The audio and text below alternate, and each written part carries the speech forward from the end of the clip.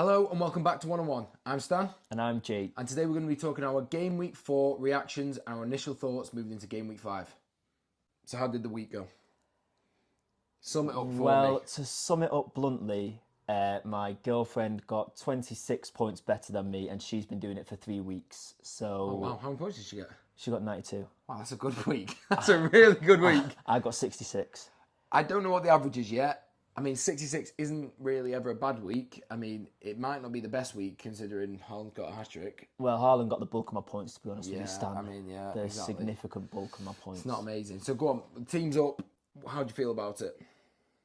Not great. I think there's a few players there that I'd rather not have. Yeah. There's a few players, Pickford I thought was unlucky, whatever. Own goal, yeah. My defence now, I'm relatively happy with. My issue comes in with Jota. That definitely didn't pay off. That was ambitious. Obviously, I know Nunes is the man. I don't know why I'm betting against him. You went against your boy? Jota stands no chance. Also, I'm not quite sure why I was so bullish on Enzo. I have no idea. You benched Rashford. That's my issue. Like Enzo, I'm take Rashford out. You benched him. I know. I still think he's a good option at his price, and I think he will get returns going forward. You went for him. Like, you actually went, no, my one transfer this week is Enzo Fernandez. But it was just... Bizarre. It was just a pivot. Bizarre. Listen, I'm not going to try and stick up for myself. It was a stupid So who else got your points? Haaland did?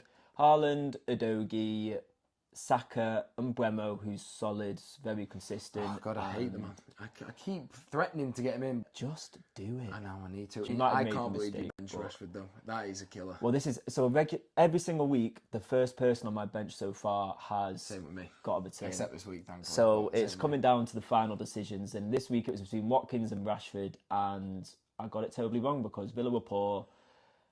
Liverpool were better than I expected. To be fair, though, Nicholas Jackson killed us both by missing that chance. What a poor miss, by the way. In pre-season, Nico Jackson, if you're watching, I know you're not, but if you're watching, why are you so good in pre-season at finishing? And why can't you finish now? I don't know what it is. There's no difference. What could have been? Oh, God. I don't know, but yeah. So there's a few changes to be made over the international. There are a few things to think about. Yeah. Right, well, going into my team then. Edison, I brought him in, 2 clean sheets to start off the season. I bring him in game week 3, 2 goals conceded. You've just got unlucky. It's not great, is it? You've got unlucky. It's just not great. I don't know what to say other than that. Udogie's the man. Stupinam wiped out 92nd minute. That was a bit of a killer. Chilwell, we're going to have to talk about in a bit what we do with Chelsea assets. Yeah. Saka, obviously, late assist. Diaby looked amazing, but Villa were really poor, like shockingly poor. Foden assist. Obviously, then we've had Sterling. And my head told me last week, do not go for Sterling. It's Luton. But I did it anyway. I went with the crowd. I should have just gone with Mbeumo like I thought. I was got yourself to blame. No, I really You've got to be like me and go for players like Enzo Fernandez. And no. That's where you've gone way too far. And then, Haaland saved the day, obviously, but everyone's got him. And then Nico Jackson.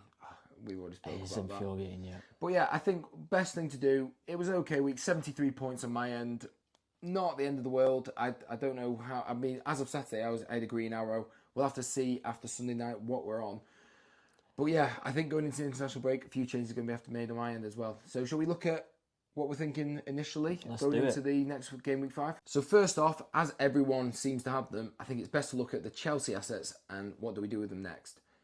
In my team, I now have 3, and I'm already regretting that decision. It was a bit of a jump on the bandwagon decision. I think because everyone's so accessible, you can, because everyone's got so much money in the bank, you can jump from Sterling to Son now or wherever. So it just seems like jumping on, like, it's almost like chasing points. So what do you do if you're in my situation now, and you've got Jackson up front, who he scored last week. This week he gets another 1 point. That's 3 yellow cards in 4 games. Just keeps getting 1-pointers. Aggressive man. Just calm down. I love the passion. And then Chilwell, again, gets a 1-pointer. So what to do with the Chelsea assets, essentially. Now, up front, Jackson, there's a lot of options, isn't there? I'm losing patience. They've got Bournemouth next on the game week 5. So you're already looking at it thinking, oh, it's a great game for Chelsea. But is it? It's not working out like that. Is it a great game for Chelsea? When you've got Alvarez doing 12-pointers. Yeah. I think strikers, there's some good options. Alvarez, I mean, I don't even have to mention the name. That was it. Darwin Núñez. I don't know if that is the best option out of 3. I can already think of maybe 3 better options.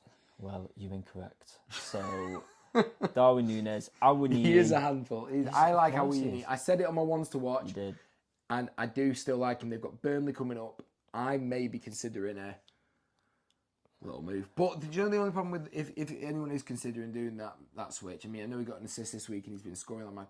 It just feels like the ceiling's not that high for him. Like it always feels like it might be a one goal, which is great. That's what yeah. But when there's good 6.5 options in the midfield, that's what's put me off at the moment. I get that. You got Evan Ferguson as well. If he keeps playing up front, he's a goal machine. He looked really good, a goal didn't machine. He? I mean, from Jackson, I think you've got Evan Ferguson, great option, Awoniyi, and then you've got Alvarez. And then obviously Darwin. And they're all cheaper options. And Wissa.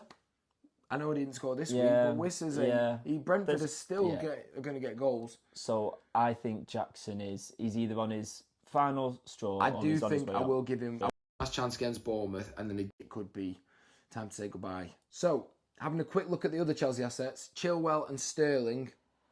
I'm worried about Chilwell. I don't think this whole left wing thing is working. I think he's getting into good positions. Chelsea fans don't like him, do they? Well, you've told me this recently as well, and it's stressing me out. Chelsea fans don't like him. So if they don't like him, and I just think now they've got so many wingers. They've got Palmer in, they've got Madueke, they've got Mudryk. Why would you be playing Chilwell there? And Colwell looks pretty good at left back. So if they are playing a back four, so I'm starting to think there's time to move him on, and especially if he just keeps getting 1 pointers. Since that first week where he looked amazing against Liverpool, he's not really done anything. He's and then you look at Sterling. I'm not going to knee jerk take Sterling out. Nope. I know there's other options, and everyone might knee jerk to Son this week, but he could have had an assist. If Jackson could just score, he has an assist there. And he would have had an assist for the Enzo one. He got a great return against Luton. I do think Sterling's a hold. Yeah. So I'm not too worried about that, but there is a little bit of concern over Chelsea. They are very hit and miss. Exactly. And Sterling's very hit and miss. Some weeks he's going to do amazing for you. Some weeks he might go missing. But he does look like the man for them. He looks like the man. If something's going to happen, I think it's going to come through him. He looks lively. So I think stick with him. You've made your bed now. Lie in it. Very true. Yeah. So I think the next person to touch on, the man that everyone's going to be considering, he'll probably be 9.3 by the time Game Week 5 comes around. Yeah. Heung-min Son. Now, if I had known Richarlison would have been dropped and he was going through the middle, I would have brought him in. Yeah. Now, I don't want to be I know everything, because clearly I don't. No, but I actually, clearly. As soon as Kane went, I woke up on the Friday and had Son in my team all day because I thought he's better up front than Richarlison. Okay, but then just to play devil's advocate, by Game Week 4, you would have transferred him out since he's done absolutely nothing. Yes, because whenever he's out on wide, he's not really been and that's my point. If I had known that he was up through the middle, the man's a great footballer, and he goes through the middle, scores a hat-trick. It's just a no-brainer for me. And right now, Richarlison's had his chance. He's not made the most of it. And now they've got, Brennan Johnson's come in. Kulusevski's looked decent. That Solomon looked good. He made chances. And I think Perisic just looked good on the wing when he's played on there. So I honestly can't see Son playing anywhere else apart from up front. How do you drop a man that just got a hat-trick through the middle on his first? You can't do it, can you? Don't do it. Why I wanted to bring him up was he's got Sheffield next week. Obviously a very good fixture. Yeah. But then straight after that, Arsenal, Liverpool. I just think this Spurs team are an attacking team. They love going forward. They're scoring goals. And I think if you've got someone like Son up front, you want him in your team. It's just so easy to jump on people though, isn't it? Because it's so easy to jump on, but then it's also so easy to watch Liverpool. Liverpool look good defensively today, but or was it just Villa look rubbish? I think it was. I think Liverpool looked good, and I think Villa didn't offer much going forward in the end. So I think Liverpool were comfortable. I don't think they tested them much. I think Heung-min, he could be. I mean, if you go on him now, I don't think you will regret it because then they've got Luton in the game weeks after in game week 8. So, I mean, that's time. If that's the time to triple up, I'll have Udogie in, Maddison in.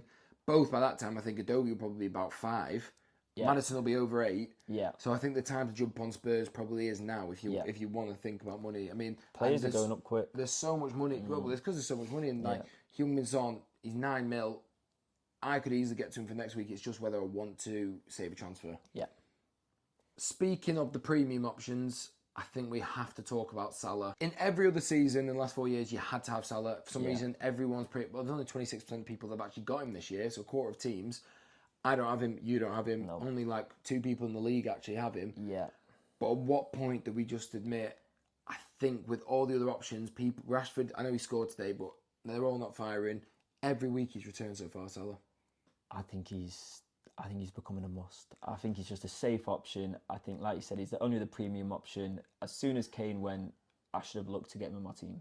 I know. And I didn't. I don't know why. I just thought Rashford would fire. I thought there'd be other. You could spread the funds out and get a few other options. But after today's performance, he just looked. He could have had more. The issue is as well, he's going to be the one of the Liverpool attackers that's always on the pitch. I just want to get past this Saudi period. I hope he goes. Go. I do hope he goes. Get rid of him. Get rid of him. I don't want that pain anymore. I know, get rid of him. But I do think the only way to get to him for most people now is a wild card. Yeah. Because that's the only way I can get there. Yeah, you got to move a few things about, don't you? And they do have a few decent games. Their run's not exactly. Haaland to Darwin. Oh God.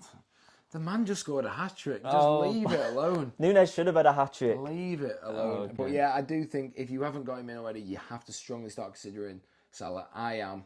And I don't know when I'm going to wildcard, but I'm going to do a wildcard team later in the week, aren't we? But I do think he is a strong option. Just to finish the episode, I thought we'd go through some final things that we've learned from this week. Personally, I think we're at the stage now where we can start looking for teams that we want our attackers to be up against, teams that we want our defenders to be up against. Yeah, 100%. Two that come instantly to mind that are pretty obvious. I think clean sheets are going to be hard to come by this year. Who was it? Forest and Liverpool, only 2 with clean sheets. So, can I just nick your point? Go for it. Things that I've learned from this week is take all my money out my defence. Just go 4.5s. I think Adogi. It's a good option. You want the ones with the attacking returns because you want if they concede and you've got a centre back. What's the point of having Chilwell at 5.5 and he gets 1 point? But then what if he scores? Well, that's not happened yet, has it? Go on, what have you learned from this week? So what I've learned is, with regards to the teams, I want strikers that are up against. I want strikers and midfielders up against Burnley. They look open. They're conceding a lot of goals. They're shipping in goals. They're not really being resilient at all. They're doing what I think Norwich did a few years ago. I agree. So that goes back to my Awini. I mean, get him in. Yeah. And I think I want defenders up against Luton because I don't think they look like offering much going forward. But they scored this week. That's besides the point, Stan. But you just said defending and Luton they scored. And they had more shots than West Ham had shots. Did they actually? Yeah. Well, I do agree with you. They do. It was a consolation goal. They do look rubbish. They do look rubbish going forward. To be fair, exactly. But it is a bit of a stupid point after they just scored this week. If you said it on the week they didn't score, I bet you right now the next team's come against Luton. I don't even know who it is. We've already had one bet that is obviously not going to happen. You're going to end up down your hair. I know. Don't make another bet that's going to be stupid. Okay. But I do agree with you. Luton, I think it just goes back to have attackers and midfielders that are going to be against them because. Against Luton and Burnley, yeah. Yeah, they both look like they're going to be shipping in goals. I think I'm going to be taking a lot of money out of my defence. I think Salah's going to end up being a must. And do not put your trust in new strikers named Nico Jackson. I think that is what I've learned from this week. I think that's a strong point. However, my trust will be staying with him, I think, Stan. At least we have 2 weeks to consider everything, and there's going to be a lot to think about going into international break. Torment ourselves. Looking at my team, just thinking, what have you done to yourself? I need to get over the pain of this week. What have you done to yourself? Yeah, well. Like Robert De Niro then. Well, we're going to keep the videos coming over the international break, but thanks for watching so much, and we'll see you on the next one. Bye, guys.